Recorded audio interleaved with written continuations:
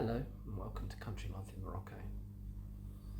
I've been asked to make a video explaining why an Englishman, British man, has left England, good old Blighty, to come and live here in Morocco. Just something about Morocco.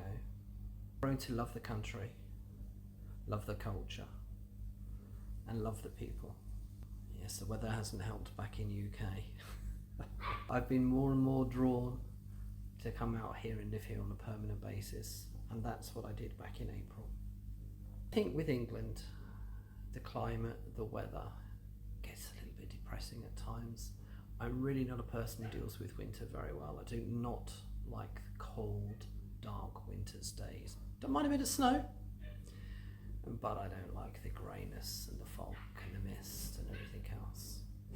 Well, here in Morocco, in Al Jadida, where we are, the weather is really, really special. I think for myself, Marrakesh is way too hot. But here, we've got the sea breeze and the temperature. I do apologise about the dogs barking in the background. The temperature really very rarely ever exceeds 30 here in the summertime. And wintertime, I do believe the daytime temperature is around between 15 and 20, which is perfect. They have rain. Normally the rainfall is around October, November until about February, and it's a bit hit and miss. But when it does rain, apparently it rains very, very hard, which I don't mind. I must say though, being a little bit picky, which at my age you can be, I suppose, I do miss a summer storm. I do miss a downpour of rain. Here you absolutely guaranteed not to see any rain. In ways it has its benefits, because obviously you can plan in terms of having a barbecue or going somewhere without the worry of it raining. Again, you can leave furniture outside without the worry of rain. But I do miss a bit of a storm in the summer. It's nothing like standing out and the sky turns dark and the old thunder starts. But apparently, as I say, that's not very common here in these parts. So I came out here, as I say, to have a nice new start in life in terms of climate, in terms of actually living here rather than just being a tourist or a visitor here. And I'm now here on a permanent basis. But what I actually thought about making this channel was that, as I said before in a previous video, lots of people go to the touristy areas, Tangiers, Marrakesh, Rabat, and so on and so forth, Casablanca. But they very rarely actually come to see the countryside of Morocco, where obviously all the agricultural side is, the crops and so on and so forth are grown and the animals are kept. That's not so much seen by tourists. And of course, this is the backbone of Morocco, is agriculture. It's one of the major industries of the country. And it seems somewhat a shame that such an important industry has not been seen by the general public.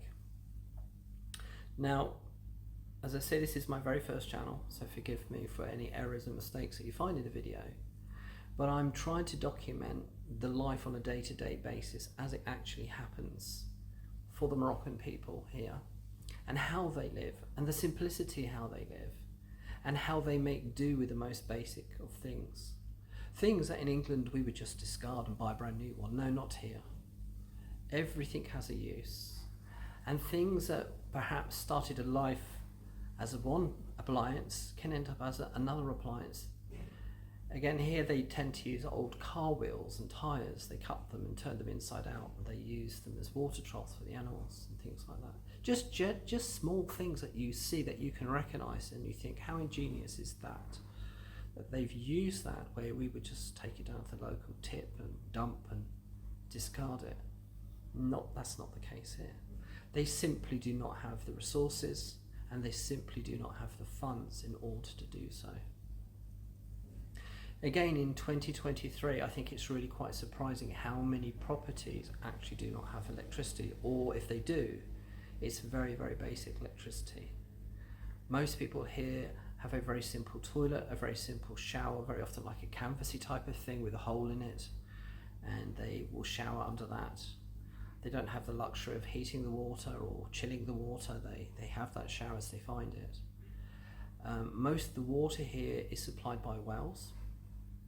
Again, I'm not an expert on it, but I do believe that it's old, very old, ancient waters, which in itself has a bit of a problem, because like any resource, once it's expired, there is no more to be found. There is mains water here. It doesn't taste particularly great, the mains water. It's quite salty, a bit like the pump water. The well water is even saltier.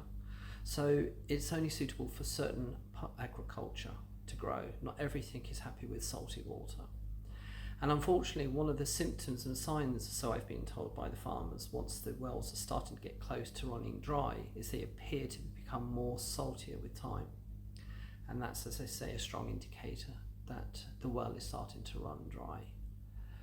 Again, I'm not an expert on the legalities here, how a person goes about, or even if they're allowed to remake a new borehole.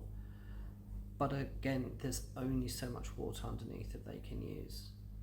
So once that water dries out, and it has done, I've heard of quite a few farmers who've had to give up their livelihoods simply because there is no rain and there's no water in the grounds anymore in the wells. They've run dry to be able to feed or water the animals and water the crops that they intend to grow to harvest. So it's a very worrying concern here for a lot of people, and a lot of people in the world, especially in these hotter climates. It's a resource that we take so much for granted in England. It's falling around us everywhere, although we pay quite a lot of money for water rates, I must say. But still, nevertheless, we turn on a tap, we put a glass underneath it, and that water, trust me, tastes very, very nice. It's beautiful water to drink back in England, especially compared to the water here. The water here also has quite a profound effect. If you do have appliances, it very quickly blocks them up with salt deposits and so on and so forth. So it's heavy work on the appliances. Hence, a lot of people here, they do not have appliances for that very reason, because they simply break. So, they tend to do everything manually. Washing is done manually by hand and a scrubbing board, as opposed to putting in a washing machine. Again, the water usage, the electricity usage, and the longevity of a washing machine. I think here you only get 10 months guarantee, and that's if you're rich enough or able to afford a brand new washing machine. And soon after that, you'll find that it starts playing up with the water.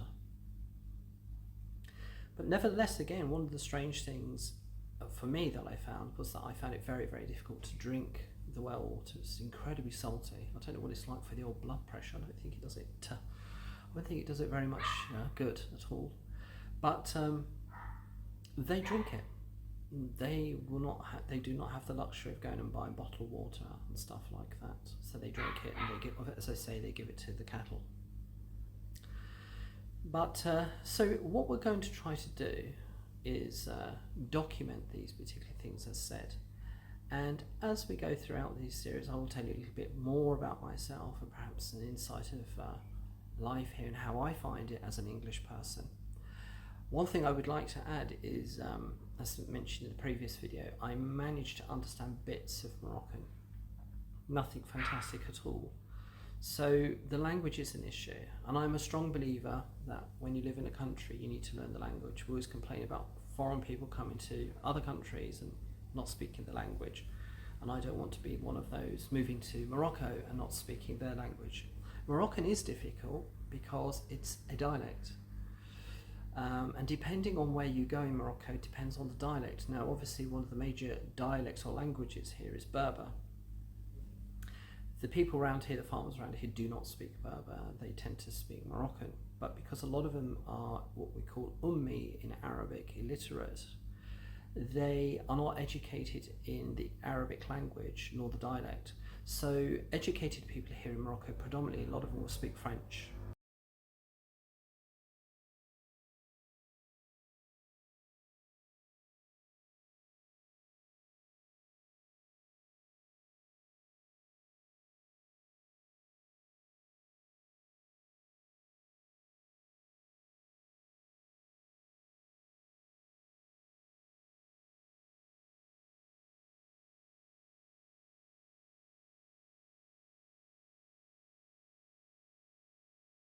Spanish within the Moroccan language. But if they're not educated, they tend to just speak their own local dialects. So most of the farming people around here do not speak French at all. They may use 1 or 2 French words, but they would not be aware that they're actually French words. So if you do speak French and you come to these parts, forget it, they're not going to understand you. Likewise, if you speak Spanish, they don't understand. So the only alternative is to learn the local dialect here, which I'm trying to do.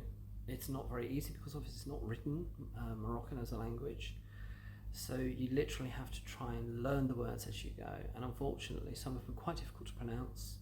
You're not always quite sure how to pronounce the word, but nevertheless I endeavour to try.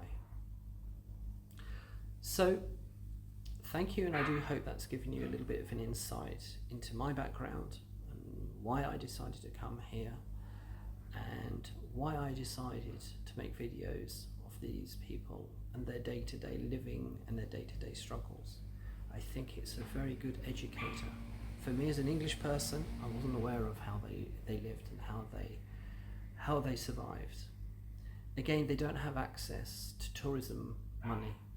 We know that tourism is a very big, important contributor to the economy here in Morocco, as it is in many other countries.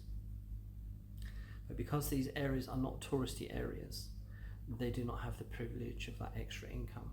So they solely rely upon the income of farming. It also is sad to see that, as I say, that the tools that they use are very labour intensive. Again, we take things for so granted, so much so. Back in the UK, a lawnmower is something they would never possess. They really wouldn't have a use for a lawn. A rotivate or something like a tractor. A tractor is, again, quite a rare commodity. If they seriously need something ploughed, they tend to use their donkeys or horses to plough it for them. Merely even renting a tractor from a local company or perhaps a colleague here would be way too expensive for them to do. So again, they rely upon manual labour, be it themselves and the animals that are on the land.